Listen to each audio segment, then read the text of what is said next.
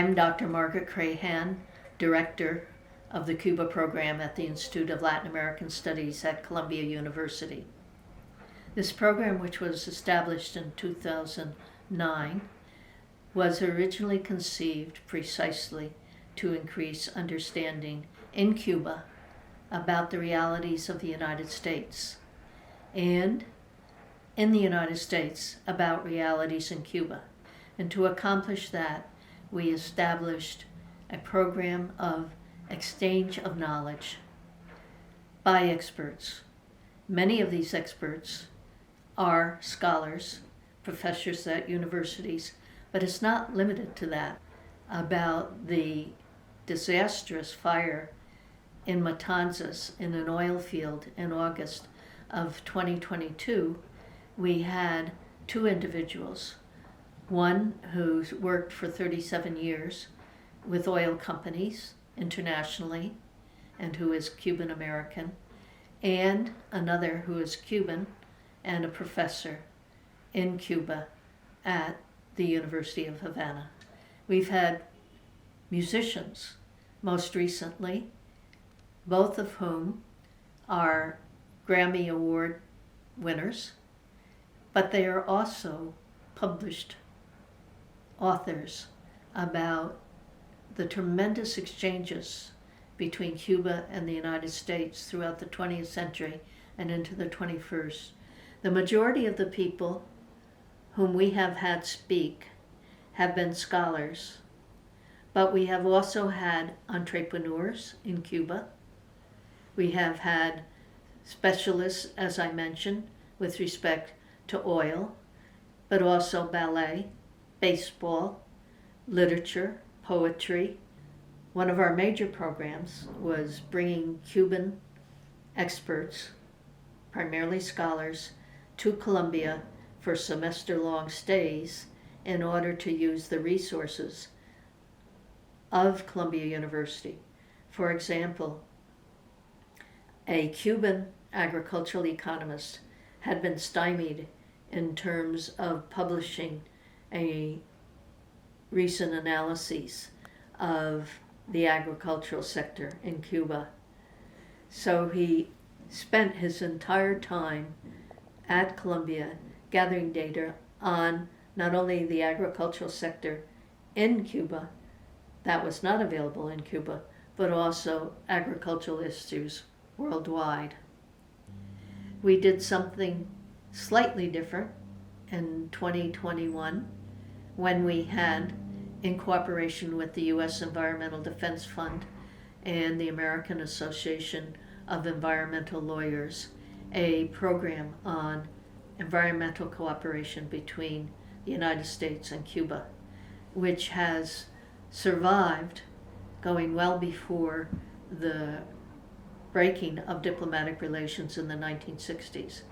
And in terms of environmental cooperation, there has been a steady relationship going back into the 1930s between the United States and Cuba. We have had over 100, I think it's 113 actually, seminars that were either face-to-face or virtually. The webinars that we have had are available on YouTube as well as the Institute for Latin American Studies website. We had a very successful seminar for entrepreneurs in Cuba, business people who started businesses in around the 2008, 9, 10, 11. One was focused on the renovation of 1950 Chevrolets, which was the very popular car in Cuba in the 1950s. And these restored Chevrolets are now used in the tourist business, and they get a lot of demand from tourists, not only from the United States and Canada, but also from Europe. In February of 2023, we had the leading lawyer in the United States on issues relating to investment in Cuba give a brief overview of where there are possibilities for investment.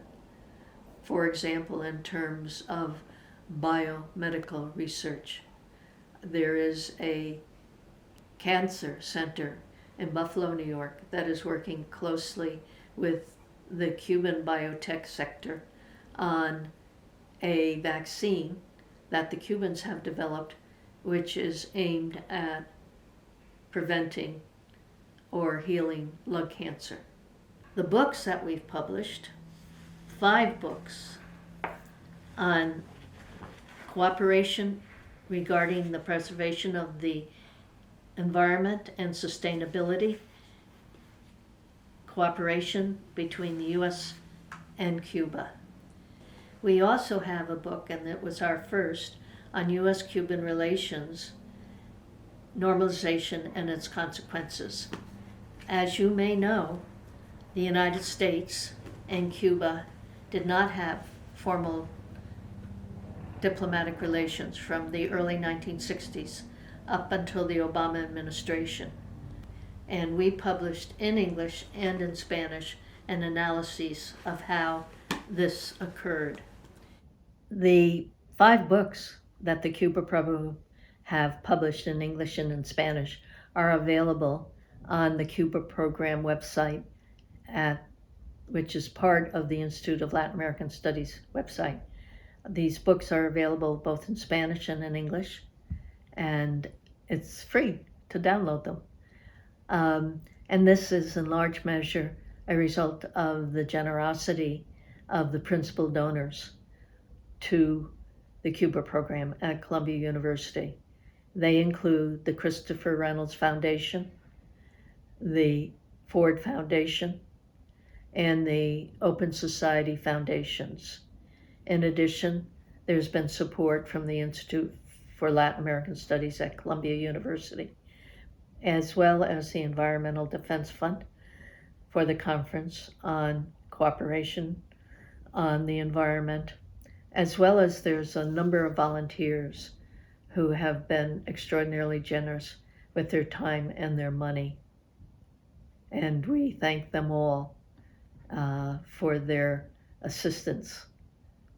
And we look forward to a very active Cuba program in the future at the Institute for Latin American Studies.